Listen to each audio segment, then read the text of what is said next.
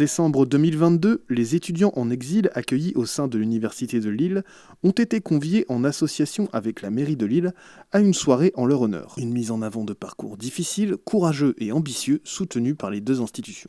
Les étudiants afghans et ukrainiens qu'on a accueillis dans nos formations ces dernières années, très souvent ils sont arrivés d'abord à l'invitation de la ville de Lille et c'est le travail entre les services de la ville et les services de l'université. L'idée c'est bien qu'à l'issue de ce parcours d'exil, ce soit l'identité étudiante qui redevienne prioritaire sur leur identité de migrants. Ce sont quelques 150 étudiants qui sont intégrés à une formation passerelle pour apprendre le français avant de pouvoir reprendre leur cursus.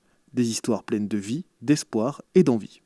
J'ai quitté mes études en Afghanistan. Je veux continuer mes études ici. C'est une opportunité pour moi. Je remplis des documents et je peux entrer à l'université de Pointe-de-Bois.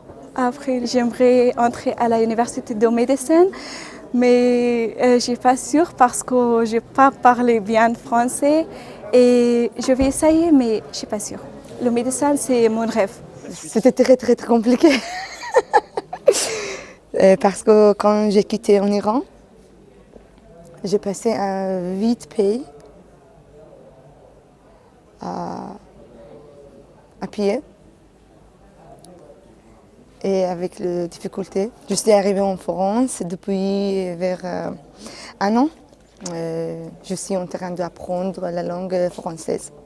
Et après, si possible, je continue mon domaine parce que j'étais un journaliste en Iran.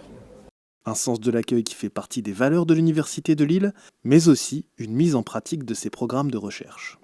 Il y a énormément de recherches qui sont produites à l'université sur l'exil. Tout ça, c'est bien de dire des choses sur ce qu'est l'exil. Mais c'est encore mieux de le faire, c'est encore mieux de passer à l'acte. Et donc il nous semble que cette tradition d'hospitalité universitaire, elle fait partie des valeurs qu'on doit défendre en acte.